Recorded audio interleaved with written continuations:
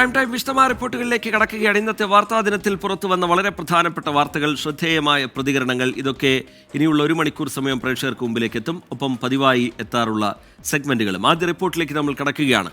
മോഹൻലാൽ നായകനാകുന്ന പൃഥ്വിരാജ് ചിത്രം എമ്പുരാൻ റിലീസുമായി ബന്ധപ്പെട്ട വാർത്താ സമ്മേളനം ഇപ്പോൾ കൊച്ചിയിൽ തുടരുകയാണ്. പൃഥ്വിരാജ്, മോഹൻലാൽ, മഞ്ജു വാര്യർ, ടൊവിനോ തോമസ്, ആന്റണി പെരുമ്പാവൂർ, ഗോകുലം ഗോപാലൻ തുടങ്ങിയവർ ആ വാർത്താ സമ്മേളനത്തിൽ പങ്കെടുക്കുന്നുണ്ട്. നാളെയാണ് ചിത്രത്തിന്റെ റിലീസ് എന്നുള്ള കാര്യം പ്രേക്ഷകർക്കറിയാം. അണിയറ പ്രവർത്തകരുടെ പ്രതികരണത്തിലേക്ക്. ഇതുവരെ ഇങ്ങനെ ഒരു പടത്തിന് വേണ്ടി ഇത്ര പ്രത്യാശയോട് പ്രതീക്ഷയോട് കാത്തിരുന്ന് ജനങ്ങൾ കാത്തിരിക്കുന്ന ഒരു പടം ഇതുവരെ ഉണ്ടായിട്ടുണ്ടോ, മലയാളത്തിലുണ്ടായിട്ടുണ്ടോ എന്ന് എനിക്ക് ലോകത്തിലെ എല്ലാ മലയാളികളും ആരാധിക്കുന്ന, സ്നേഹത്തോടെ ആരാധിക്കുന്ന, ആത്മാർത്ഥമായി ആരാധിക്കുന്ന ഒരു നായകനാണ് നമ്മുടെ മോഹൻലാൽ.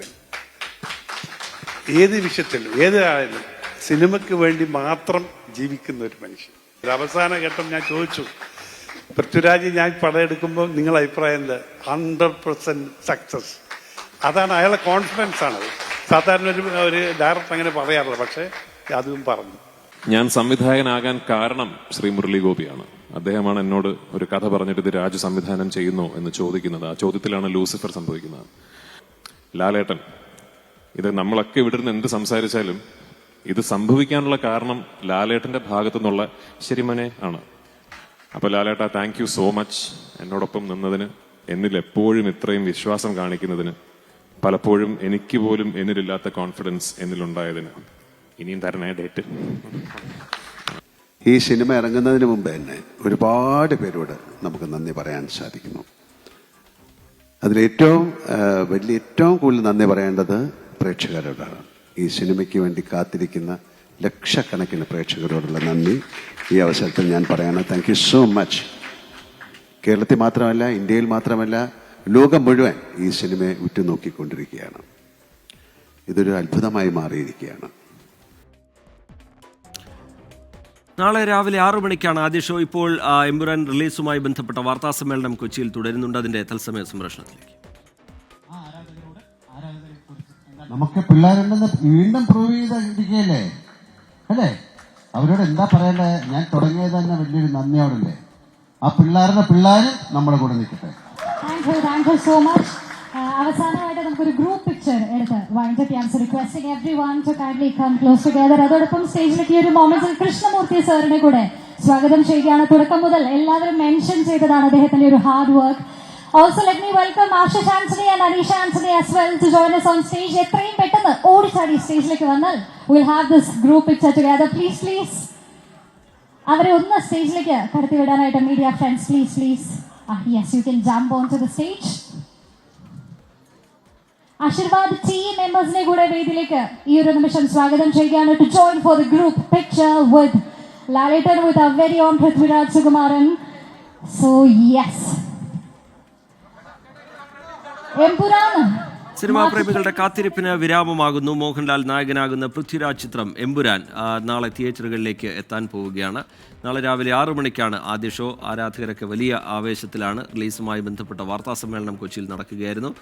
അതിൻ്റെ തത്സമയ ദൃശ്യങ്ങളാണ് ഇപ്പോൾ പ്രേക്ഷകർ കാണുന്നത്. പൃഥ്വിരാജ്, മോഹൻലാൽ, മഞ്ജു വാര്യർ, ടൊവിനോ തോമസ്, ആന്റണി പെരുമ്പാവൂർ, ഗോകുലം ഗോപാലൻ തുടങ്ങിയവരെല്ലാം നേരത്തെ സംസാരിച്ചു. അവരുടെ പ്രതികരണം നമ്മൾ കണ്ടു. വലിയ വിജയമായി ചിത്രം മാറും എന്ന കാര്യത്തിൽ വലിയ പ്രതീക്ഷ വെച്ച് പുലർത്തുകയാണ് സിനിമയുടെ അണിയറ പ്രവർത്തകർ.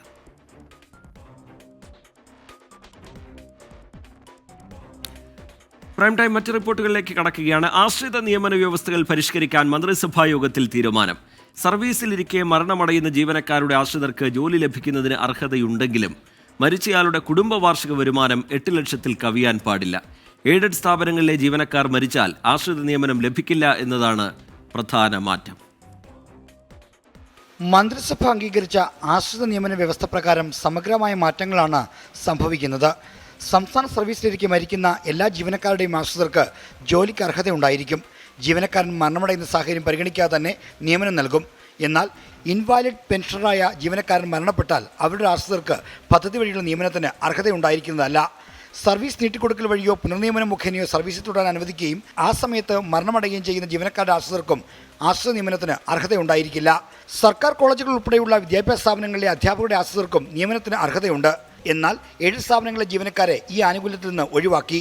ഉപാധികളനുസരിച്ച് ഇപ്പോൾ എയ്ഡഡ് മേഖലയിൽ ആശ്രിത നിയമനം നടക്കുന്നുണ്ട്. സ്വമേധയാ വിരമിച്ച ജീവനക്കാർ മരണപ്പെട്ടാൽ അവരുടെ ആശ്രിതർക്ക് നിയമനത്തിന് അർഹതയുണ്ടായിരിക്കില്ല. ജീവനക്കാരൻ മരണമടയുന്ന തീയതിയിൽ 13 വയസ്സോ അതിനു മുകളിലോ പ്രായമുള്ള ആശ്രിതർക്കാണ് നിയമനത്തിന് അർഹതയുണ്ടാവുക. ആശ്രിത നിയമന അപേക്ഷകളിൽ കാലതാമസമുണ്ടാകുന്ന സാഹചര്യം കൂടി കണക്കിലെടുത്താണ് പുതുക്കിയ മാനദണ്ഡങ്ങൾ കൊണ്ടുവന്നത്. 24 തിരുവനന്തപുരം. കൊടകര കുഴൽപ്പണ കേസിൽ BJP നേതാക്കൾക്ക് പങ്കുണ്ടെന്ന തിരൂർ സതീഷിന്റെ 24-നോടുള്ള വെളിപ്പെടുത്തലിൽ കഴമ്പുണ്ട് എന്ന് പോലീസ് കണ്ടെത്തുന്നു. BJPയെ പരാമർശിക്കാതെയുള്ള ED കുറ്റപത്രത്തിന് പിന്നാലെയാണ് കോടതിയിൽ പോലീസ് നൽകിയ റിപ്പോർട്ടിന്റെ വിശദാംശങ്ങൾ പുറത്തുവന്നത്. പണവുമായി ബന്ധമില്ലെങ്കിൽ BJP നേതാക്കൾ എന്തിനാണ് കൊടകരയിൽ എത്തിയത് എന്നാണ് തിരൂർ സതീഷിന്റെ ചോദ്യം. കൊടകര കുഴൽപ്പണക്കേസിൽ BJPക്ക് പങ്കില്ലെന്ന EDയുടെ കുറ്റപത്രം രാഷ്ട്രീയ വിവാദം ചൂടുപിടിക്കുന്നു. പോലീസ് കണ്ടെത്തലുകൾ അപ്പാടെ തള്ളുന്ന ED റിപ്പോർട്ടിനെതിരെ BJP തൃശൂർ മുൻ ഓഫീസ് സെക്രട്ടറി തിരൂർ സതീഷ് രംഗത്തെത്തി. ഈ സംഭവം നടന്നപ്പോൾ തന്നെ പാർട്ടിയുടെ നേതാക്കന്മാർ, ജില്ലാ നേതാക്കന്മാർ, മേഖലയുടെ സംഘടനാ സെക്രട്ടറി ഉൾപ്പെടെയുള്ള ആളുകൾ എന്തിനാണ് ഈ കൊടകരയിൽ ഈ റോബറി നടന്ന സ്ഥലത്തേക്ക് എത്തിയത്? ധർമ്മരാജൻ ഇവരെ ബന്ധപ്പെട്ടു, അവിടെ പോയി. പാർട്ടിക്ക് ഈ പണമായിട്ട് നേരിട്ട് ബന്ധമുണ്ട് എന്നുള്ള കാര്യം 100% ഉറപ്പാണ്. തിരൂർ സതീഷ് 24-നോട് നടത്തിയ വെളിപ്പെടുത്തലിൽ കഴമ്പുണ്ടെന്ന് കാട്ടി പോലീസ് കോടതിയിൽ റിപ്പോർട്ട് നൽകിയിരുന്നു. ഈ റിപ്പോർട്ടിലെ വിവരങ്ങളും പുറത്തുവന്നു.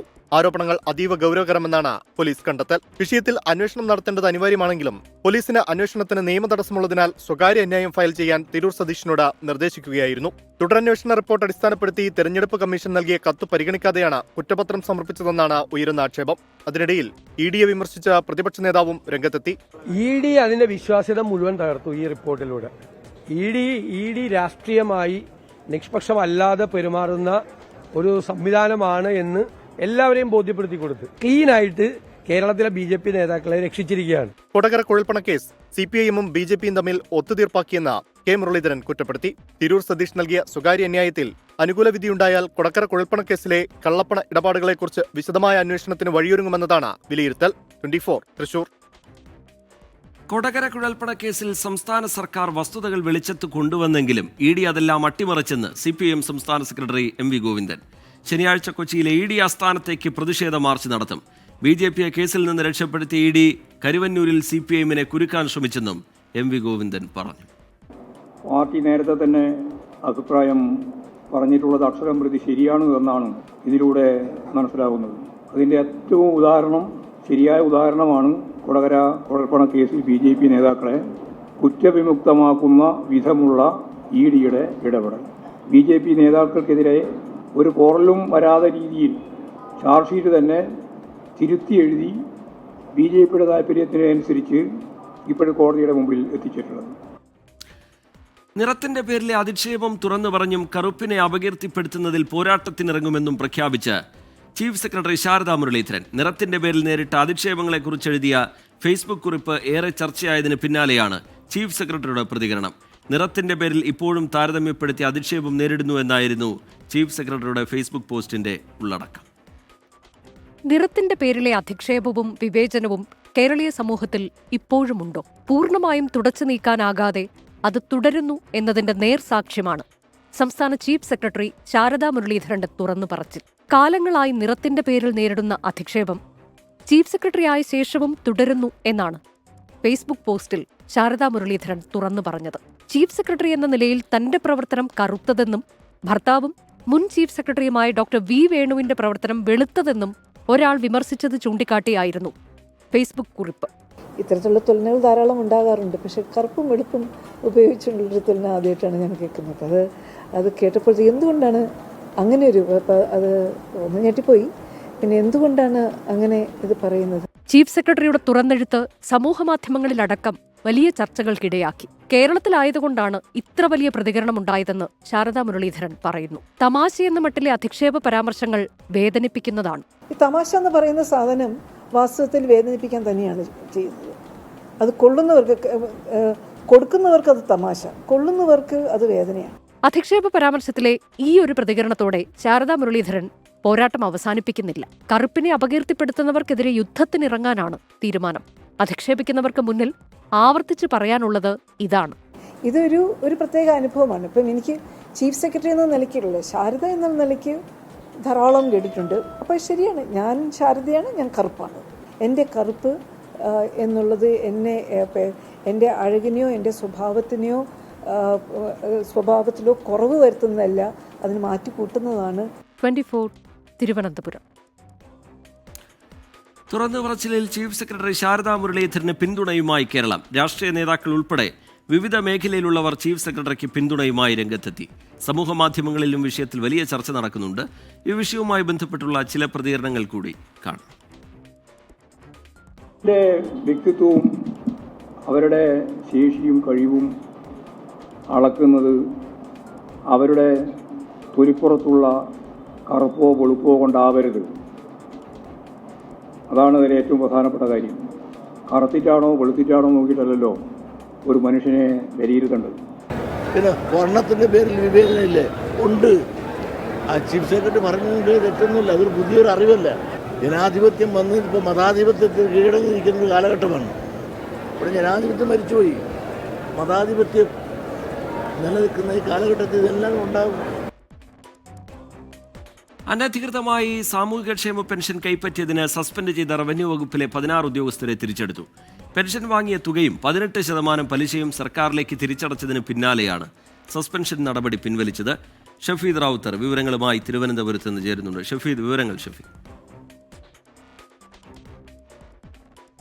രജിത്ത്, നമുക്ക് അറിയാവുന്ന പോലെ തന്നെ ധനവകുപ്പ് നടത്തിയ പരിശോധനയിലാണ് വിവിധ വകുപ്പുകളിലെ 1500ഓളം ജീവനക്കാർ അനധികൃതമായി ക്ഷേമ പെൻഷൻ വാങ്ങുന്നതായി കണ്ടെത്തിയത്. തുടർന്ന് പണം തിരിച്ചുപിടിക്കാനും കടുത്ത വകുപ്പ് തല നടപടി സ്വീകരിക്കാനും തീരുമാനിച്ച നടപടികളിലേക്ക് കടക്കുകയായിരുന്നു. അങ്ങനെയാണ് റവന്യൂ വകുപ്പിലെ 38 ജീവനക്കാരെ ആദ്യഘട്ടമെന്നോണം സസ്പെൻഡ് ചെയ്തിട്ടുള്ളത്. ആദ്യമായിട്ടായിരുന്നു ഒരു സർക്കാർ വകുപ്പിലെ ഇത്രയധികം പേരെ അനർഹമായി ക്ഷേമ പെൻഷൻ വാങ്ങിയതിന് സസ്പെൻഡ് ചെയ്യുന്നത്. മാത്രവുമല്ല, ഈ റവന്യൂ വകുപ്പിലെ part time speaker, clerk, village assistant, village field assistant, office attendant തുടങ്ങിയ തസ്തികയിലുള്ള 34 പേരെയും സർവേ ഡയറക്ടറേറ്റിന് കീഴിലെ part time sweeper, surveyor, draftsman, officer തസ്തികകളിലെ 4 ജീവനക്കാരെയുമാണ് റവന്യൂ വകുപ്പ് സസ്പെൻഡ് ചെയ്തത്. എന്നാൽ അതിനുശേഷം ഈ 18% ഈ പലിശ അടക്കം ചേർത്തുകൊണ്ട് ഇതിനെ തിരിച്ചുപിടിച്ച വകുപ്പ് തലമായിട്ടുള്ള നടപടികൾ നടന്നുവരികയാണ്. ഇതിനിടെയാണ് ഇപ്പോൾ ഇതിൽ കുറച്ച് ജീവനക്കാരെ തിരിച്ചെടുക്കാനുള്ള തീരുമാനത്തിലേക്ക് സർക്കാർ കടക്കുകയും ബന്ധപ്പെട്ട ഉത്തരവിറക്കുകയും ചെയ്തിട്ടുള്ളത്. റവന്യൂ വകുപ്പിലെയും സർവേ ഭൂരേഖ വകുപ്പിലെയും 16 ഉദ്യോഗസ്ഥരുടെ സസ്പെൻഷനാണ് പിൻവലിച്ചിട്ടുള്ളത്. ഇവരിൽ നിന്ന് ഈ പെൻഷൻ വാങ്ങിയ ഇത്രയും കാലം അനധികൃതമായി വാങ്ങിയ പെൻഷൻ തുകയും 18% പലിശയും സർക്കാരിലേക്ക് തിരിച്ചടപ്പിച്ചിട്ടുമുണ്ട്. റീജിത്ത്. ഷഫീദ് റാവുത്തർ തിരുവനന്തപുരത്ത് നിന്ന് വിശദാംശങ്ങൾ നൽകുകയായിരുന്നു. 24 ഇമ്പാക്ട്. വയനാട് മാനന്തവാടിയിലെ അനധികൃത മനുഷ്യ പരീക്ഷണ നീക്കത്തിൽ അന്വേഷണവുമായി പട്ടികവർഗ വകുപ്പ്. പരീക്ഷണത്തിനെത്തിയ അമേരിക്കൻ ഏജൻസിയെക്കുറിച്ച് അന്വേഷണം നടത്തുമെന്ന് മന്ത്രി OR കേളു വ്യക്തമാക്കി. ആരോഗ്യവകുപ്പിന്റെ അന്വേഷണം നടക്കുന്നതിനിടയിലാണ് പട്ടികവർഗ വകുപ്പും സംഭവത്തിൽ അന്വേഷണം പ്രഖ്യാപിച്ചത്. 24 റിപ്പോർട്ടിന് പിന്നാലെ സംഭവത്തിൽ മനുഷ്യാവകാശ കമ്മീഷൻ സ്വമേധയാ കേസെടുത്തിട്ടുണ്ട്. അമേരിക്കയിലെ സർവകലാശാലയിൽ നിന്ന് ഒരു പ്രൊഫസർ തലപ്പുഴ സർക്കാർ എഞ്ചിനീയറിംഗ് കോളേജിൽ സെമിനാറിനായി എത്തുന്നു. 3 ദിനങ്ങളിലായി നടത്തിയ സെമിനാറിനൊടുവിൽ ഏതാനും വിദ്യാർത്ഥികൾക്ക് വിരലിൽ അണിയാവുന്ന സ്മാർട്ട് റിംഗ് നൽകുന്നു. മെൻസ്ട്രൽ ഹെൽത്ത് കിറ്റ് എന്ന പേരിലാണ് ഈ ഉപകരണം നൽകിയിട്ടുള്ളത്. ഈ ഉപകരണം പരീക്ഷണമെന്ന് കോളേജ് ജീവനക്കാരുടെ ഔദ്യോഗിക വാട്സപ്പ് ഗ്രൂപ്പിൽ ഡീൻ ചുമതല വഹിക്കുന്ന അധ്യാപകനാണ് പോസ്റ്റ് ഇടുന്നത്. ഇതിനുശേഷം എടവകയിലെ അഗ്രഹാരം ഉന്നതിയിൽ ആദിവാസി വിഭാഗത്തിൽ ഉൾപ്പെട്ടവരുടെ യോഗം ചേരുന്നു. ഇവിടെ ഉപഹാരമായി നൽകിയത് മൈസൂർ പാക്കിനൊപ്പം സാനിറ്ററി നാപ്കിനുകൾ. ഇതിനെല്ലാം പിന്നിൽ ആർത്തവ ചക്രവുമായി ബന്ധപ്പെട്ട വിവരശേഖരണമെന്ന് പകൽ പോലെ വ്യക്തം. ആരോഗ്യവകുപ്പിന്റെ അനുമതിയില്ല, പട്ടികവർഗ വകുപ്പിന്റെയും അനുമതിയില്ല. എന്നിട്ടും ഇത് നടപ്പാക്കാൻ എങ്ങനെ കഴിഞ്ഞു എന്നാണ് ഉയരുന്ന ചോദ്യം. മന്ത്രി OR കേളു അന്വേഷണത്തിന് നിർദ്ദേശം നൽകി കഴിഞ്ഞു. വകുപ്പ് തലത്തിൽ ഒരു അന്വേഷണം ആദ്യം നമ്മൾ നടത്തും. അവരുടെ അമേരിക്ക ഏജൻസി എന്ന് പറയുന്നത് സംബന്ധിച്ചുള്ള ഒരു വ്യക്തതയും കൂടി വരുത്തേണ്ടതുണ്ട്. അതുകൊണ്ട് അതുകൂടി അന്വേഷിക്കും. അമേരിക്കയിലെ PC Rosy college of applied സയൻസിലെ പ്രൊഫസർ ധ്രുവ് ശേഷാദ്രിയാണ് ക്ലാസ് എടുക്കാൻ എത്തിയതെന്ന് എഞ്ചിനീയറിംഗ് കോളേജിന്റെ വാർത്താക്കുറിപ്പിൽ പറയുന്നു. കുട്ടികൾക്ക് വിരലിലണിയാവുന്ന ഉപകരണം നൽകിയ കാര്യവും ഈ കുറിപ്പിൽ സ്ഥിരീകരിക്കുന്നുണ്ട്. ഹെൽത്ത് മോണിറ്ററിംഗിന് ഉപയോഗിക്കുന്ന അൾട്രാ ഹ്യൂമൻ റിംഗ് ബാംഗ്ലൂരിൽ നിന്ന് കൊണ്ടുവന്നതാണെന്നും പറയുന്നു. എന്തു തരത്തിലുള്ള വിവരങ്ങളാണ് ശേഖരിക്കുന്നതെന്ന കാര്യത്തിൽ കോളേജിന് ഉത്തരമില്ല. മന്ത്രി വീണ ജോർജിന്റെ നിർദ്ദേശപ്രകാരം വിഷയത്തിൽ ആരോഗ്യവകുപ്പും അന്വേഷണം തുടരുകയാണ്. 24 വയനാട്. ആശാ വർക്കേഴ്സിന് ഐക്യദാർഢ്യവുമായി സെക്രട്ടേറിയറ്റിന് മുന്നിൽ ജനസഭ സംഘടിപ്പിച്ച് സാമൂഹിക സാംസ്കാരിക പ്രവർത്തകർ. ഇടതു സർക്കാർ ആശമാരെ അവഹേളിക്കരുതെന്ന് ജനസഭയിൽ പങ്കെടുത്ത് കേരള സാഹിത്യ അക്കാദമി അധ്യക്ഷൻ K. സച്ചിദാനന്ദൻ പറഞ്ഞു. 7 ദിവസമായി നിരാഹാര സമരം തുടരുന്ന 2 ആശമാരെ ആരോഗ്യനില വഷളായതിനെ തുടർന്ന് ആശുപത്രിയിലേക്ക് മാറ്റി. Kerala Asha health workers association general secretary MA Bindu KP Thankamani എന്നിവരെയാണ് കനത്ത ചൂടിൽ ആരോഗ്യനില വഷളായതിനെ തുടർന്ന് ആശുപത്രിയിലേക്ക് മാറ്റിയത്. ഇവർക്കു പകരം SS അനിതാകുമാരി, ബീന പീറ്റർ എന്നിവർ സമരമേറ്റെടുത്തു. സെക്രട്ടേറിയറ്റിന് മുന്നിലെ ആശാ വർക്കേഴ്സിന്റെ രാപ്പകൽ സമരം 1.5 മാസവും നിരാഹാര സമരം 7 ദിവസവും പിന്നിടുകയാണ്. സമരത്തിന് ഐക്യദാർഢ്യം പ്രഖ്യാപിച്ച് സമരവേദിയിൽ ജനസഭ സംഘടിപ്പിച്ചു. സാഹിത്യ അക്കാദമി ചെയർമാൻ സച്ചിദാനന്ദൻ, നടനും സംവിധായകനുമായ ജോയ് മാത്യു, ലത്തീൻ അതിരൂപത തിരുവനന്തപുരം വികാരി ജനറൽ യൂജിൻ പെരേര തുടങ്ങിയവർ സമരത്തിന് പിന്തുണ പ്രഖ്യാപിച്ചു. ഇടതുപക്ഷ സർക്കാർ ആശമാരെ അവഹേളിക്കരുതെന്ന് K. സച്ചിദാനന്ദൻ. ഒരു സമരം നടക്കുമ്പോൾ അത് ആർ തന്നെ നടത്തിയാലും അവരുടെ ആവശ്യങ്ങളിൽ അല്പമെങ്കിലും ന്യായമുണ്ടെങ്കിൽ സമരം ചെയ്യുന്ന ആളുകളെ ഗവൺമെന്റ് ചർച്ചയ്ക്ക് വിളിക്കുകയും കഴിയുന്ന രീതിയിലുള്ള ഒരു ഒത്തുതീർപ്പ് ഉണ്ടാക്കുകയും ആണ്. ദുർവാശിയും പരിഹാസവും സർക്കാരിന്റെ മുഖമുദ്രയെന്ന് ജോയ് മാത്യുവിന്റെ കുറ്റപ്പെടുത്തൽ. അപ്പോൾ സ്റ്റാലിന് പഠിക്കുന്ന മുഖ്യമന്ത്രി ആ സമരത്തെ എന്താ പറയുക, എങ്ങനെ പ്രതികരിക്കും? അവരുടെ CIT സമരം നടത്തുന്നത് 26,000 രൂപയാണെന്ന് പറഞ്ഞിട്ട് ഇവിടെ ഈ സമരത്തിന് ഏതെങ്കിലും രീതിയിൽ സമരത്തോട് രഞ്ജിപ്പിലെത്തിക്കഴിഞ്ഞാൽ തങ്ങളുടെ മാനം പോവും എന്നുള്ള പേടിയാണ്. അതേസമയം സമരം ചെയ്യുന്ന ആശാ അംഗനവാടി പ്രവർത്തകർക്ക് ഐക്യദാർഢ്യം പ്രഖ്യാപിച്ച് UDF തിരുവനന്തപുരം കോർപ്പറേഷന് മുന്നിൽ ധർണ സംഘടിപ്പിച്ചു. നിരാഹാര സമരം തുടരുന്ന ആശാ വർക്കേഴ്സിന്റെ ആരോഗ്യസ്ഥിതി പരിശോധിക്കാൻ ഇതുവരെ സർക്കാർ ഡോക്ടേഴ്സ് എത്തിയില്ലെന്നും കേരള ആശാ ഹെൽത്ത് വർക്കേഴ്സ് അസോസിയേഷന്റെ വിമർശനം. 24 തിരുവനന്തപുരം. ആശാ വർക്കേഴ്സ് സമരത്തെ തള്ളിപ്പറഞ്ഞതിന് പിന്നാലെ INTUC-യിൽ ഭിന്നത ശക്തം. സംസ്ഥാന പ്രസിഡന്റ് R. ചന്ദ്രശേഖരനെ രൂക്ഷമായി വിമർശിച്ച് കോൺഗ്രസ് INTUC നേതാക്കൾ രംഗത്തെത്തി. എന്നാൽ ആശാ സമരത്തിലെ നിലപാടിൽ ഉറച്ചു നിൽക്കുകയാണ് R. ചന്ദ്രശേഖരൻ. സംസ്ഥാന പ്രസിഡന്റ് R. ചന്ദ്രശേഖരൻ INTUC-യെ പിണറായി വിജയന്റെ കാൽച്ചുവട്ടിൽ കൊണ്ടുവച്ചെന്നാണ് ദേശീയ സെക്രട്ടറി K. സുരേഷ് ബാബുവിന്റെ കടുത്ത വിമർശനം. R. ചന്ദ്രശേഖരനുള്ള ബന്ധമാണ് പിണറായി വിജയനായിട്ടുള്ള INTUC-യുടെ അവിശുദ്ധ ബന്ധം തൊഴിലാളികളെ, കേരളത്തിലെ തൊഴിലാളികൾ മുഴുവൻ ബാധിച്ചിരിക്കുന്ന ഒരു കാലഘട്ടം. പിണറായിയുമായി ബന്ധമുള്ള R. ചന്ദ്രശേഖരന്റെ ബന്ധത്തെ KC വേണുഗോപാൽ താക്കീത് ചെയ്തെന്നും K. സുരേഷ് ബാബു പറഞ്ഞു. എന്നാൽ ആശാസമരത്തെ തള്ളിയ നിലപാടിൽ ഉറച്ചു നിൽക്കുകയാണ് R. ചന്ദ്രശേഖരൻ. പിണറായിയെ വണങ്ങിയാണ് താൻ INTUC പ്രവർത്തനം നടത്തുന്നതെന്ന് പറയുന്ന K. സുരേഷ് ബാബുവിന് നന്മ വരട്ടെ എന്നും R. ചന്ദ്രശേഖരൻ പറഞ്ഞു. പിണറായി മുഖ്യമന്ത്രിയായിരിക്കുന്ന പിണറായിയെ പോയി വഴങ്ങിയിട്ടാണ് എല്ലാ ദിവസവും ഞാൻ INTUC പ്രവർത്തനം നടത്തുന്ന അദ്ദേഹം പറഞ്ഞാൽ അദ്ദേഹത്തിന് നന്മ വരട്ടെ എന്നാണ് എൻ്റെ ആഗ്രഹം. അതേസമയം R. ചന്ദ്രശേഖരനെ വിമർശിച്ച K. മുരളീധരൻ രംഗത്ത് വന്നു. INTUC സ്വതന്ത്ര സംഘടനയാണ്, അവർക്ക് അവരുടെ നിലപാടെടുക്കുക. പക്ഷെ കോൺഗ്രസ് പാർട്ടിയാണ് തീരുമാനങ്ങൾ എടുക്കുന്നത്. K. കരുണാകരൻ ഉണ്ടാക്കിയ സംഘടനയാണ് ഇത്. ഒരു പിണറായി വിലാസം സംഘടനയായി മാറരുത് എന്നാണ് ഞങ്ങൾക്ക് അവരോട് പറയാൻ. എന്നാൽ വിഷയത്തിൽ പ്രതിപക്ഷ നേതാവ് VD സതീശൻ പ്രതികരിച്ചില്ല. INTUC-യിലെ പ്രശ്നങ്ങൾ പരിഹരിക്കാൻ കോൺഗ്രസ് നേതൃത്വം വടിയെടുക്കുമോ എന്നാണ് ഇനി കാത്തിരുന്ന് അറിയേണ്ടത്. വിവിധ ബ്യൂറോകൾക്കൊപ്പം 24 കൊല്ലം. സംസ്ഥാനത്ത് ലഹരിവേട്ട തുടരുകയാണ്. തിരുവനന്തപുരത്തും വാളയാർ ചെക്ക് പോസ്റ്റിലും കഞ്ചാവുമായി യുവാക്കൾ പിടിയിലായി. വയനാട്ടിൽ നിന്നും പുറത്തുവന്ന വാർത്ത പൊഴുതനയിൽ പോലീസ് പരിശോധനയിൽ MDMA പിടികൂടിയെന്നുള്ളതായിരുന്നു. പൂജപ്പുര സ്വദേശി അരുൺ ബാബു, മലയൻകീഴ് സ്വദേശി പാർത്ഥിബൻ എന്നിവരാണ് തിരുവനന്തപുരത്ത് പിടിയിലായത്. അരുണിനെതിരെ 15 ലഹരി കേസുകളും പാർത്ഥിബനെതിരെ 10 കേസുകളും നിലവിലുണ്ട്. ശാസ്തമംഗലത്ത് 6 കിലോ കഞ്ചാവ് പിടികൂടിയ സംഭവത്തിലെ അന്വേഷണത്തിലാണ് ഇരുവരും അറസ്റ്റിലായത്. 8.75 ഗ്രാം ഹാഷിഷ് ഓയിലുമായി ഒരാളെ മ്യൂസിയം പോലീസ് അറസ്റ്റ് ചെയ്തു. കവടിയാർ സ്വദേശി ജനു തോമസ് ആണ് പിടിയിലായത്. വയനാട് വൈത്തിരി പൊഴുതനയിൽ 35 ഗ്രാം MDMA-യുമായി മുട്ടിൽ സ്വദേശി സാജിദിനെ പോലീസ് അറസ്റ്റ് ചെയ്തു.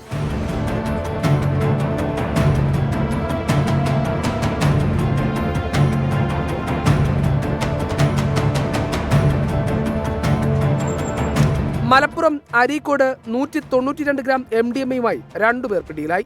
നിരവധി ലഹരിക്കേസുകളിൽ പ്രതികളായവരാണ് പിടിയിലായത്. വാളയാർ ചെക്ക് പോസ്റ്റിൽ 2 കിലോ കഞ്ചാവുമായി കളമശ്ശേരി സ്വദേശി എക്സൈസിന്റെ പിടിയിലായി. പെരുമ്പാവൂർ താനിപ്പുഴയിൽ ലക്ഷങ്ങളുടെ നിരോധിത പുകയില ഉൽപ്പന്നങ്ങൾ പിടികൂടി. ഇതര സംസ്ഥാനക്കാരായ ഇസ്മായിൽ ഹുസൈൻ, അലി ഹുസൈൻ എന്നിവരാണ് പിടിയിലായവർ. കൊല്ലം പത്തനാപുരത്ത് കുഞ്ഞ് ജനിച്ചതിന്റെ പേരിൽ ലഹരിപ്പാട്ട് നടത്തിയ 4 പേരും പിടിയിലായി. തിരുവനന്തപുരം കൊച്ചുകൊടുങ്ങല്ലൂർ സ്വദേശി വിപിൻ, കുളത്തൂർ പുതുവൽ മണക്കാട് സ്വദേശി വിവേക്, കാട്ടാക്കട പേയാട് സ്വദേശി കിരൺ, വഞ്ചിയൂർ സ്വദേശി ടെർബിൻ എന്നിവരാണ് എക്സൈസിന്റെ പിടിയിലായത്. കിരണിന് കുഞ്ഞ് ജനിച്ചതിന്റെ ആഘോഷമായിരുന്നു ലഹരി പാർട്ടി. 460 മില്ലിഗ്രാം MDMA ഇഞ്ചക്ട് ചെയ്യുന്നതിനുള്ള 10 സിറിഞ്ചുകൾ, 23 സിപ്ലോ കവറുകൾ, ഡിജിറ്റൽ ത്രാസ് എന്നിവയും കണ്ടെടുത്തു. എറണാകുളം കലൂർ സ്റ്റേഡിയത്തിൽ നിന്ന് MDMA പിടിച്ച കേസിലെ പ്രതികൾക്ക് Ernakulam judicial first class magistrate കോടതി 10 വർഷം തടവ് ശിക്ഷ വിധിച്ചു. അമീർ, സൂസിമോൾ എന്നിവർക്കാണ് ശിക്ഷ. വിവിധ ബ്യൂറോകൾക്കൊപ്പം ന്യൂസ് ഡെസ്ക് 24. ലഹരിക്കെതിരായ സർക്കാരിന്റെ കർമ്മപദ്ധതിക്കെതിരെ വിമർശനവുമായി KCBC മദ്യവിരുദ്ധ സമിതി. വൈകിപ്പോയെന്നും ഇപ്പോഴായിരുന്നില്ല പദ്ധതി തുടങ്ങേണ്ടത് എന്നുമായിരുന്നു വിമർശനം. കർമ്മപദ്ധതിയുമായി ബന്ധപ്പെട്ട് സർക്കാർ വിളിച്ച ചർച്ചയിൽ ക്ഷണിച്ചില്ല എന്നും KCBC മദ്യവിരുദ്ധ സമിതിയുടെ പ്രതികരണം. ലഹരിക്കെതിരെ വിവിധ പദ്ധതിയുമായി മുൻപോട്ട് പോകുമ്പോഴാണ് സർക്കാരിനെതിരെ വിമർശനവുമായി KCBC രംഗത്തെത്തിയത്. പദ്ധതി വൈകിപ്പോയെന്നാണ് KCBCയുടെ വിമർശനം. അപകടം നടന്നതിനു ശേഷമല്ല അപകടം എങ്ങനെ ഒഴിവാക്കാമെന്ന് ശ്രദ്ധിക്കേണ്ടതെന്നും KCBC. ഈ മാസം 30-ന് സർക്കാർ വിളിച്ച യോഗത്തിൽ ക്ഷണിച്ചിട്ടില്ലെന്നും KCBC മദ്യവിരുദ്ധ സമിതി സംസ്ഥാന സെക്രട്ടറി പ്രസാദ് കുരുവിള 24-നോട് പറഞ്ഞു.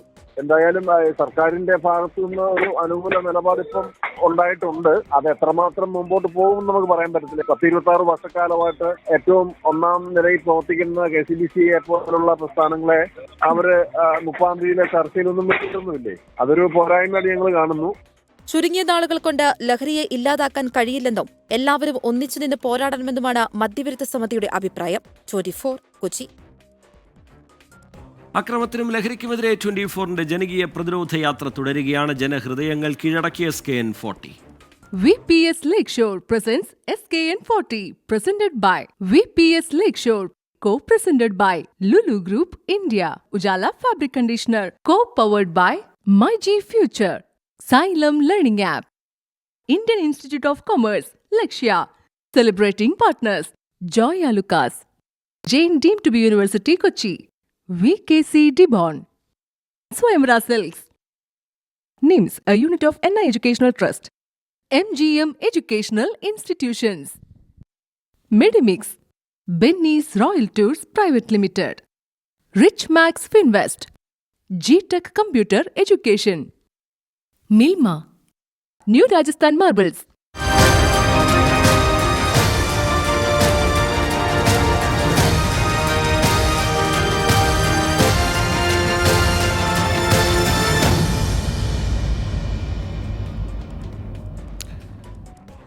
ലഹരിക്കും അക്രമത്തിനുമെതിരായ മുദ്രാവാക്യം ജനമനസ്സുകളിൽ ഊട്ടിയുറപ്പിച്ച് SKN40 കേരള യാത്ര കോട്ടയം ജില്ലയിലെ പര്യടനം പൂർത്തിയാക്കി.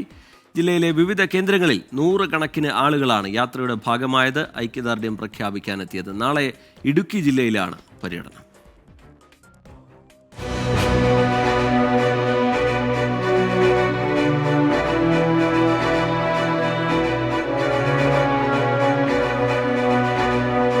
അക്ഷരനഗരിയുടെ ഗ്രാമനഗര ഹൃദയങ്ങളിൽ ലഹരിക്കെതിരായ പോരാട്ടത്തിന്റെ പുത്തൻ വഴി തെളിയിച്ചു SKN40 കേരള യാത്ര. നരമ്പുകളിൽ ചോര വിടയണം എന്ന് കവിയെ കൊണ്ട് പറയിച്ച പച്ചപ്പുള്ള മണ്ണിലാണ് നമ്മൾ ചവിട്ടി നിൽക്കുന്നത്. കേരളം ലോകത്ത് എവിടെ പോയാലും കേരളം പോലൊരു പ്രദേശം നിങ്ങൾക്ക് എങ്ങും കാണാൻ കഴിയില്ല. തണുപ്പും ചൂടും ഒരേപോലെ കർത്താവ് കൃത്യമായിട്ട് ക്രമീകരിച്ചു തന്നിരിക്കുന്ന അപൂർവമായ ഒരു AC പ്രവർത്തിപ്പിക്കുന്ന സ്ഥലമാണ് കേരളം എന്ന് പറയുന്നത്. എന്നാൽ ഈ മണ്ണിൽ അടുത്ത കാലത്തായി വേരുപിടിക്കുന്ന, അടുത്ത കാലത്തായി റിപ്പോർട്ട് ചെയ്യപ്പെടുന്ന ചില സംഭവങ്ങൾ നമ്മളെ അത്ഭുതപ്പെടുത്തുന്നു. വൈക്കത്ത് നിന്ന് ആരംഭിച്ച് 2 ദിവസം കൊണ്ട് പാലായിൽ സമാപിച്ച വിജയയാത്ര വിദ്യാഭ്യാസ സ്ഥാപനങ്ങൾ, റെസിഡൻസ് അസോസിയേഷനുകൾ, സന്നദ്ധ സംഘടനകൾ തുടങ്ങി സമഗ്ര മേഖലകളിലും നിറഞ്ഞ പങ്കാളിത്തം. അമ്മമാരെ, അമ്മമാരുടെ കാര്യം ഓക്കെ, നിങ്ങളുടെയൊക്കെ സ്നേഹമാണ് വലുത്. അച്ഛന്മാര് ഓക്കെ.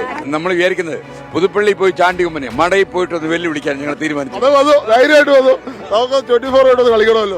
പോലീസ്, എക്സൈസ് ഉദ്യോഗസ്ഥരും ലഹരി വിരുദ്ധ യാത്രയുടെ ഭാഗമായി. കോട്ടയം ജില്ലയിലെ ലഹരി വിമുക്ത ചികിത്സാ കേന്ദ്രം എന്ന് പറയുന്നത് പാലാ ഗവൺമെന്റ് ഹോസ്പിറ്റലാണ്. അപ്പോൾ അവിടുത്തെ ഡോക്ടറുമായിട്ട് സംസാരിച്ചപ്പോൾ മനസ്സിലാക്കുവാൻ സാധിച്ചത് ലഹരിയേക്കാൾ ഉപരിയായിട്ട് തന്നെ ഇന്റർനെറ്റിന്റെ അഡിക്ഷൻ അല്ലെങ്കിൽ ഫോണിന്റെ അഡിക്ഷൻ, ഇതുപോലെയുള്ള കാര്യങ്ങളാണ് നമ്മുടെ നാട്ടിൽ അതിൽ ലഹരിയേക്കാൾ കൂടുതൽ നടന്നു വരുന്നുണ്ട്.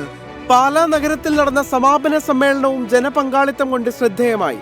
നാളെ രാവിലെ തൊടുപുഴയിൽ നിന്ന് ഇടുക്കി ജില്ലയിലെ പര്യടനം ആരംഭിക്കും. 24 കോട്ടയം. SKN40 കേരള യാത്ര എഡ്യൂടെക് സ്ഥാപനമായ സൈലത്തിന്റെ കോട്ടയം ജില്ലാ ആസ്ഥാനത്തുമെത്തി. 24 chief editor R. Sreekandan Nair വിദ്യാർത്ഥികളുമായി ആശയവിനിമയം നടത്തി. ലഹരിയുടെ വിപത്തിനെക്കുറിച്ച് വിശദമായ ചർച്ചയാണ് സൈലം സന്ദർശനത്തിൽ നടന്നത്.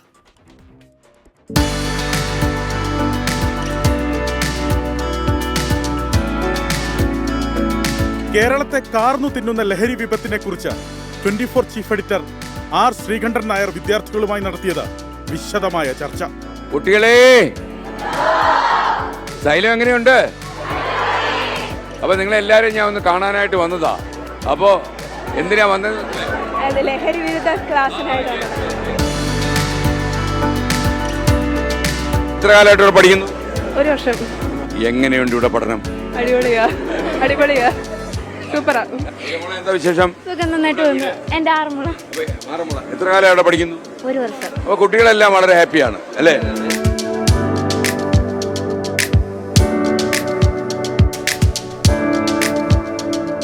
വലിയ കോമ്പറ്റീറ്റേഴ്സ് ഉള്ള മണ്ണിൽ അവർക്കൊപ്പം കിടപിടിക്കുന്ന രീതിയിലാണ് കോട്ടയം സൈലം വളർന്നുകൊണ്ടിരിക്കുന്നത്. ഈ വർഷവും ഗംഭീരമായ അഡ്മിഷൻ നടക്കുന്നു. നാളെ ക്രാഷിന്റെ മെഗാ അഡ്മിഷനാണ്. അപ്പോൾ അതിലേക്ക് എല്ലാ കുട്ടികളെയും ഈ ഒരു ഫ്ലോറിലൂടെ തന്നെ സ്വാഗതം ചെയ്യുകയാണ്. നീറ്റ്, കീം എൻട്രൻസ് പരീക്ഷകൾക്ക് തയ്യാറെടുക്കുന്ന വിദ്യാർത്ഥികൾക്കുള്ള സൈലം ക്രാഷ് പ്രോഗ്രാമിലേക്കുള്ള അഡ്മിഷൻ തുടരുന്നതിനിടെയാണ് കേരള യാത്ര സൈലം ജില്ലാ ആസ്ഥാനത്തെത്തിയത്. ഈ MDMA എന്ന് പറയുന്ന സംഭവം അത് ബാധിക്കുന്നത് ആ MDMA-കാരന്റെ വീടുകളിൽ മാത്രമല്ല, അവൻ അയൽവാസിക്കും ശത്രുവാകും, അയൽവാസിക്കും ശല്യമാകും, പുറത്ത് നാട്ടുകാർക്കും സംഭവം പ്രശ്നമാകും, ജനസമൂഹത്തിന് പ്രശ്നമാകും. അതുകൊണ്ട് കേരളത്തിനെ നമുക്ക് ഇതിൽ നിന്ന് മോചിപ്പിച്ചെടുത്തേ പറ്റൂ. അപ്പൊ നമ്മൾ ഒരേ ശബ്ദത്തിൽ നമ്മൾ വിളിച്ചു പറയും. എന്ത് വിളിച്ചു പറയും? No to drugs, no to violence എന്ന് നമ്മൾ വിളിച്ചു പറയും. അപ്പൊ നിങ്ങളുടെ എല്ലാം ഒരു മാനസികമായ ഒരു തയ്യാറെടുപ്പ് വേണം, ഒരു കരുത്ത് വേണം. നമ്മുടെ നാടിനെ ഗ്രസിച്ചിരിക്കുന്ന ഈ മഹാ അപകടത്തിൽ നിന്ന് നമ്മുടെ മണ്ണിനെ സംരക്ഷിച്ചു നിർത്താനുള്ള ഒരു പ്രതിജ്ഞ കൂടി നമുക്ക് എടുക്കണം. Academic coordinator Jishnu Santhosh, campus hostel finance മാനേജർമാർ തുടങ്ങിയവർ പരിപാടിയിൽ പങ്കെടുത്തു. 24 കോട്ടയം. ലഹരിക്കും അക്രമത്തിനുമെതിരെ 24 chief editor R Sreekandan Nair നടത്തുന്ന കേരള യാത്രയുടെ പൂർണ്ണരൂപം അത് പ്രേക്ഷകർക്ക് കാണാൻ അവസരമുണ്ട്. 24ന്റെ SKN40 എന്ന കവറുള്ള യൂട്യൂബ് പേജിലും സോഷ്യൽ മീഡിയ പേജുകളിലും ഇത് ലഭ്യമാണ്. പ്രേക്ഷകർക്ക് അത് ഉപയോഗപ്പെടുത്താം. മറ്റൊരു റിപ്പോർട്ടിലേക്ക്. തിരുവനന്തപുരത്തെ എമിഗ്രേഷൻ IB ഉദ്യോഗസ്ഥ മേഘയുടെ മരണത്തിൽ ഫോൺ കോളുകളിൽ അസ്വാഭാവികതയില്ല എന്ന് പോലീസ് വിലയിരുത്തൽ. അവസാന ഫോൺ കോളുകളുടെ ദൈർഘ്യം സെക്കൻഡുകൾ മാത്രമാണ്.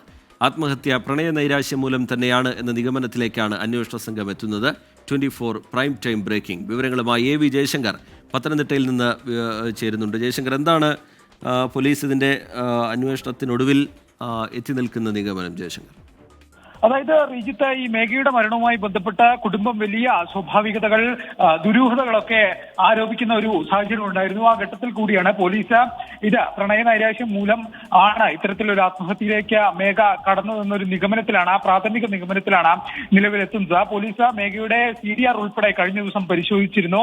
ഇതിൽ ഏറ്റവും ഒടുവിൽ സംസാരിച്ചത് ഈ മലപ്പുറം സ്വദേശിയായ IBയിൽ തന്നെ ജോലി ചെയ്യുന്ന ആൺ സുഹൃത്തുമായി തന്നെയാണെന്ന് പോലീസ് ഏറെക്കുറെ സ്ഥിരീകരിച്ചിട്ടുണ്ട്. ഇയാളോട് സംസാരിച്ചു എന്ന കാര്യത്തിൽ പോലീസ് ഒരു വ്യക്തത വരുന്നില്ല. കാരണം അവസാന ഫോൺ കോളുകളുടെ ദൈർഘ്യം ചില സെക്കൻഡുകൾ മാത്രമാണ്. 4 മുതൽ 8 സെക്കൻഡ് വരെ ദൈർഘ്യമുള്ള കോളുകളാണ് ഔട്ട് ഗോയിങ്ങും ഇൻകമിങ്ങും ഒക്കെ വന്നിരിക്കുന്നത്. അതുകൊണ്ട് തന്നെ സംസാരിച്ചു എന്ന കാര്യത്തിൽ പോലീസ് വ്യക്തത വരുന്നില്ല. പക്ഷേ ഇത്തരത്തിലുള്ള ഒരു ഫോൺ വിളി നടത്താനുള്ള ശ്രമം ഉണ്ടായിട്ടുണ്ട്. അതാണ് സുഹൃത്തുമായിട്ട് തന്നെയാണ്. പക്ഷേ ഈ വിളികളിൽ ഒരു അസ്വാഭാവികത ഇല്ല എന്നാണ് പോലീസ് പറയുന്നത്. ഒപ്പം തന്നെ പ്രണയ നൈരാശ്യം തന്നെയാണ് ഇത്തരത്തിൽ ഒരു ഇതിലേക്ക് കടന്നതെന്ന് പോലീസ് പറയുന്നു. മറ്റ് അസ്വാഭാവികമായ കാര്യങ്ങൾ കണ്ടെത്താൻ ഇതുവരെയുള്ള അന്വേഷണത്തിൽ സാധിച്ചിട്ടുമില്ല. എന്തായാലും ഈ ആൺസുഹൃത്ത് ആയ IB ഉദ്യോഗസ്ഥനെ വരും ദിവസങ്ങളിൽ നടപടിക്രമങ്ങൾ പൂർത്തിയാക്കി ചോദ്യം ചെയ്യാനുള്ള ഒരു ആലോചനയും പോലീസിന്റെ ഭാഗത്തുനിന്നുണ്ട്. കുറച്ചധികം സാങ്കേതിക നടപടിക്രമങ്ങൾ ഇതുമായി ബന്ധപ്പെട്ടുണ്ടെന്നാണ് പോലീസ് പറയുന്നത്. എന്തായാലും കുടുംബം നാളെ തിരുവനന്തപുരത്തെത്തി എമിഗ്രേഷൻ IB ഓഫീസിൽ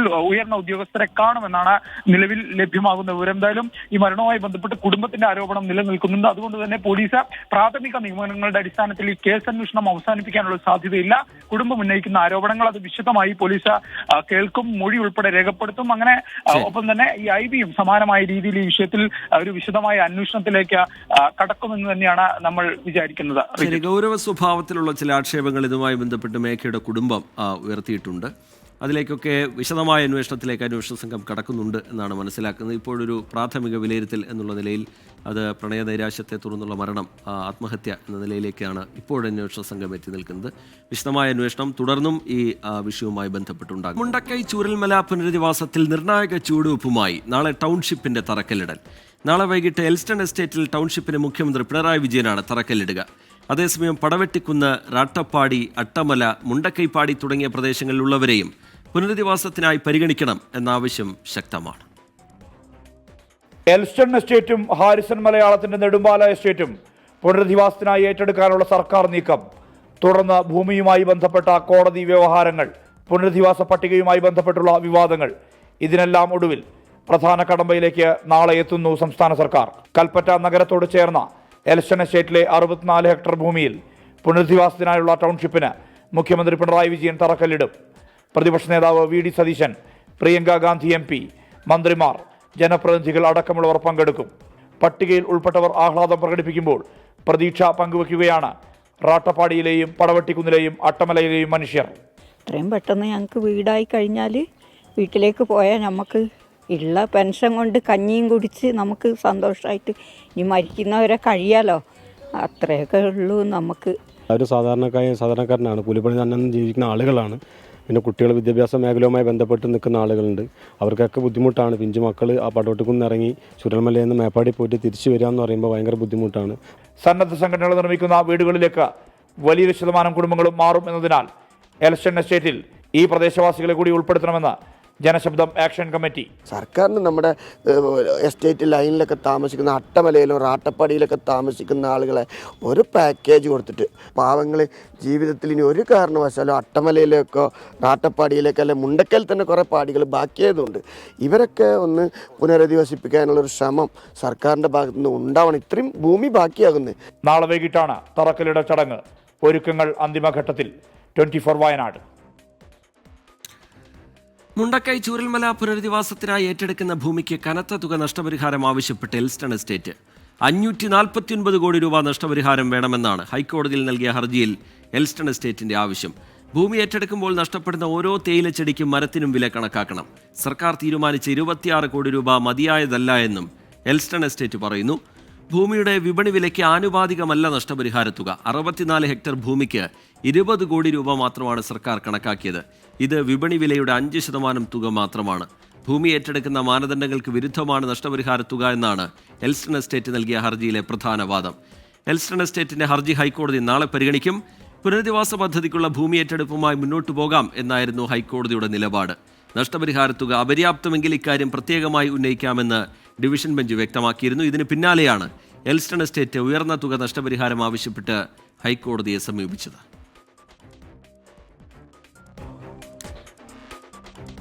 ഇപ്പോൾ പുറത്തുവരുന്നൊരു വാർത്തയിലേക്കാണ്. സ്വകാര്യ സർവകലാശാല സ്ഥാപിക്കാൻ സമസ്ത. മലപ്പുറം പട്ടിക്കാട് ജാമിയ നൂരിയ കോളേജിന്റെ നേതൃത്വത്തിലാണ് സർവകലാശാല സ്ഥാപിക്കുക. പാണക്കാട് സാദിഖ് അലി ശിഹാബ് തങ്ങളുടെ അധ്യക്ഷതയിൽ ജാമിയ നൂരിയയിൽ ചേർന്ന ഭരണസമിതി യോഗത്തിലാണ് തീരുമാനം. സമീർ ബിൻ കരീം വിവരങ്ങളുമായി മലപ്പുറത്ത് നിന്ന് ചേരുന്നുണ്ട്. സമീർ, പ്രധാനപ്പെട്ട ഒരു തീരുമാനമാണ്. എന്താണ് ഇതുമായി ബന്ധപ്പെട്ട് സമസ്ത വിശദീകരിക്കുന്നത്?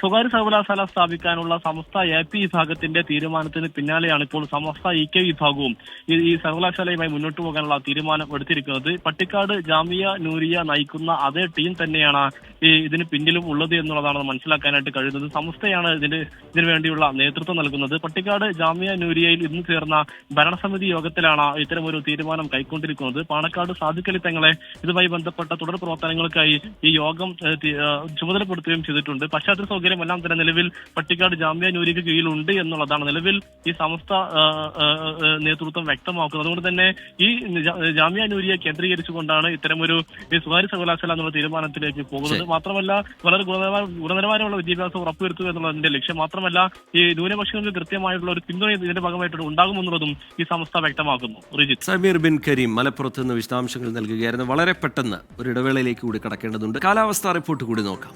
ഇപ്പോഴത്തെ കാലാവസ്ഥ സമർപ്പിക്കുന്നത് Berger paints 100 years of trust.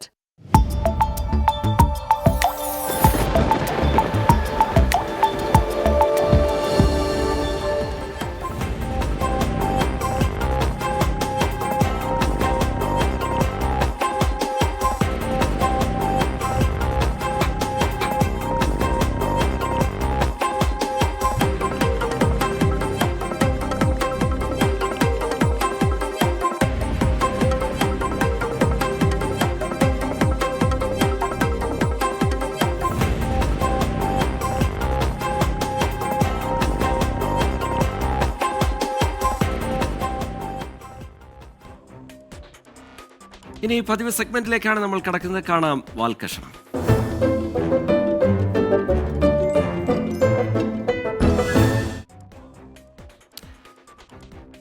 BJP സംസ്ഥാന അധ്യക്ഷനായി രാജീവ് ചന്ദ്രശേഖർ ചുമതല ഏറ്റെടുത്തതോടെ വാഴ്ത്തുപാട്ടുമായി BJP നേതാക്കൾ രംഗത്തെത്തി. നേതാക്കളുടെ വാഴ്ത്തുപാട്ടും പുതിയ സംസ്ഥാന പ്രസിഡന്റിന്റെ ആദ്യ പ്രസംഗവുമൊക്കെ നൽകുന്ന സൂചനകൾ എന്തെല്ലാം കാണാം. M. അഫ്സൽ തയ്യാറാക്കിയ വാൽകഷണം.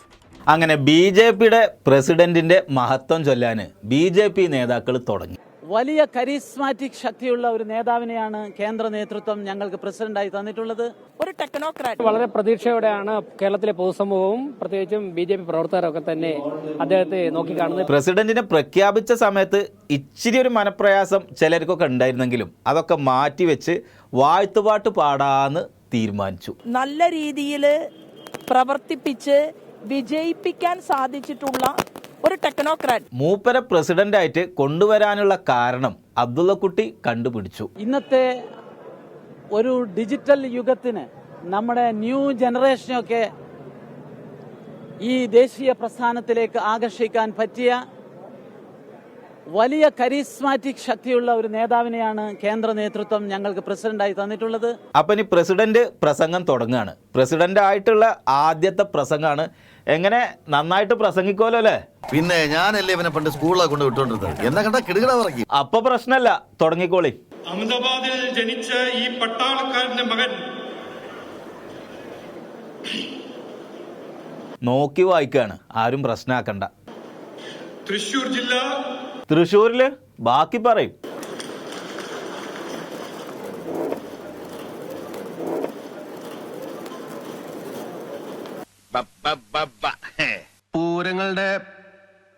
പൂരങ്ങളുടെ നാടാണ് തൃശ്ശൂര്. നിങ്ങൾ ബാക്കിയാണ് പറയും.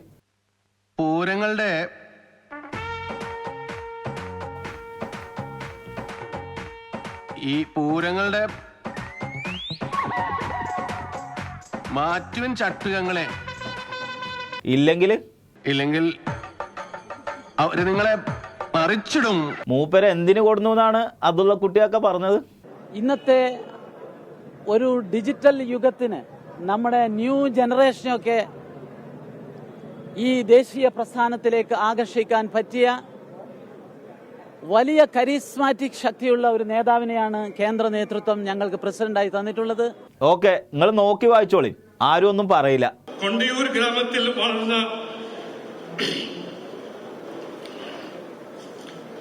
തൃശ്ശൂരിൽ പഠിച്ച. ഇനിയും തൃശ്ശൂർക്ക് പോണോ? പഠിച്ചേം വളർന്നൊക്കെ സ്ഥലങ്ങള് നോക്കി വായിച്ചിട്ട് വേണം. മൂപ്പര് ആരാന്നാ പറഞ്ഞത്? ഒരു ടെക്നോക്രാറ്റ്. ഓക്കെ, ബാക്കി പ്രസംഗിക്കും, അല്ല നോക്കി വായിക്കും. 8 സെൻട്രൽ സ്കൂൾ ഇന്ത്യയില്. മതി, സ്ഥലങ്ങൾ പറഞ്ഞത് മതി. നിങ്ങൾ കുറെ സ്ഥലത്ത് പഠിച്ചു എന്ന് ഒറ്റ വാക്കിൽ അങ്ങോട്ട് പറഞ്ഞാളി. വേറെ സ്ഥലത്തിൽ പഠിച്ച, അമേരിക്കയിലും ഇന്ത്യയിലും ടെക് മേഖലയിൽ തൊഴിൽ ബിസിനസ് ചെയ്ത, 18 കൊല്ലം ദേശ ജനസേവ ചെയ്ത രാജ്യസഭ MP ആയ. ആരും എണീറ്റ് പോകണ്ടോ, മൂപ്പര് പെറുക്കി വായിച്ചു വരുന്നുള്ളൂ. 150 വർഷത്തെ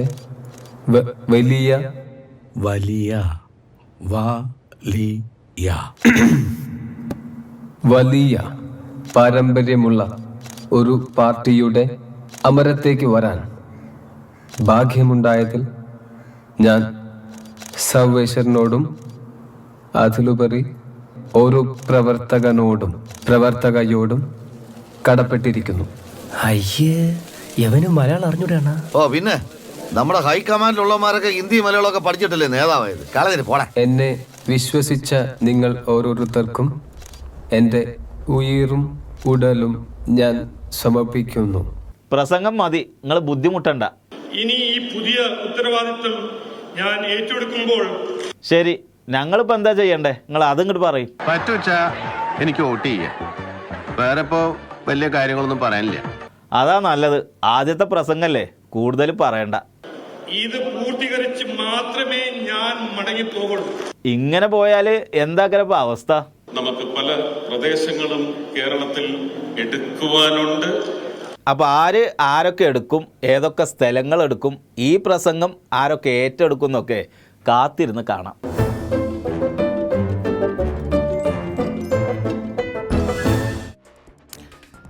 വാൽകഷണത്തോടെ ഇന്നത്തെ പ്രൈം ടൈമിന്റെ സമയം പൂർത്തിയാവുകയാണ്.